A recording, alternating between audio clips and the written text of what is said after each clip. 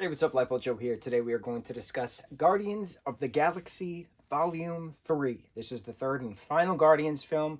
There have been various iterations of Guardians. There's a cartoon on Disney and Disney Plus for quite some time based on the 2014 film, written and directed by James Gunn.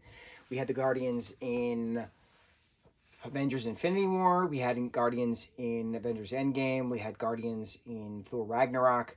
We had Guardians in the holiday special. We've had Guardians in a lot of stuff.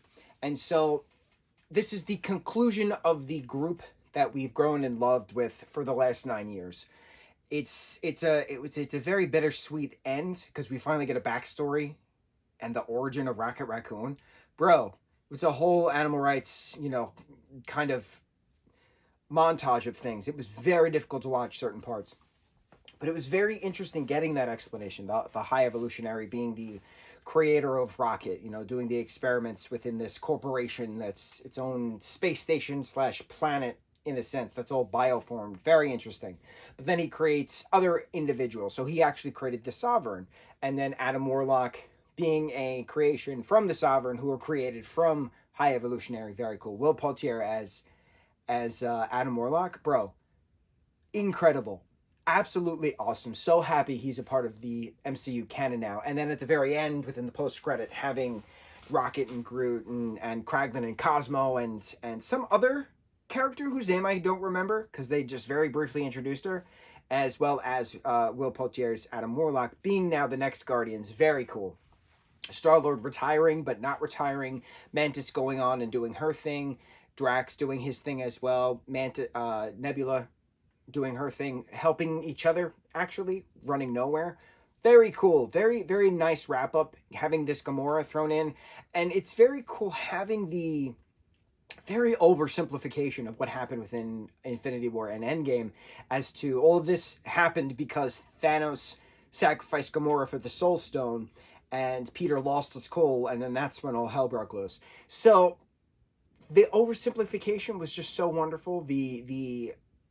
Trying to save Rocket, that's the premise of this film, was trying to save Rocket's life because he was dying, because Adam Warlock attacked him because he was hired by the High Evolutionary to get the property back because he's an experiment. It was wonderful, absolutely wonderful. The wrap-ups, the explanations, the musical interlude, the Peter retiring to Earth and, hanging out with his grandpa at the end. It was very wonderful. It was very wonderfully well done. It was very long. It was 2.5 hours long. But I liked the pacing of it. I liked that Gamora is now part of the Ravengers, the 2014 Gamora. Because for some reason, once Iron Man snapped and all of the 2014 Thanos crew then disappeared within that snap, for some reason Gamora stayed, and we still don't understand why. The assumption is it's because the future Gamora was the sacrifice for the Soul Stone. So because that Gamora is the sacrifice for the Soul Stone within that MCU canon, then she didn't have to disappear because it is her soul. It is Gamora. Doesn't matter what timeline Gamora used to create the stone. So therefore that Gamora, the 2014 Gamora, stayed in 2023. 2023? I think Endgame is 2023, right? 19, 21, 22, I think it was a 5-year difference, 18 to 23. I think that's the math. So having Peter dealing with the fact that this Gamora is not his Gamora, and her just screaming at him, "I can't be who you want me to be. I'm not that Gamora." It was wonderful, wonderful, dealing with loss, dealing with regret, dealing with what happens next, questions, anxiety, depression, Rocket going through all that stuff, the Groot just, being badass Groot that he is, and then also learning the Groot language, and then him saying at the end, "We love you guys," and we know that that's only because we've spent so much time with Groot, that's why we can actually understand it. It's so well done. My favorite movie poster is from 2014. It's 7/7/14, and July 7th of 14, Regal did a 17-minute preview for the very first Guardians.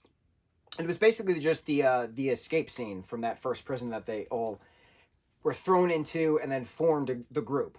So that poster I have framed and hanging in my hallway, and it's my absolute favorite poster. And to think that was 9 years ago, it's still so weird 9 years worth of Guardians, man. It's just so, time is weird.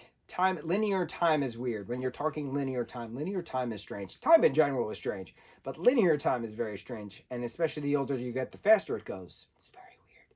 So, yeah, 2023 Guardians of the Galaxy Volume 3.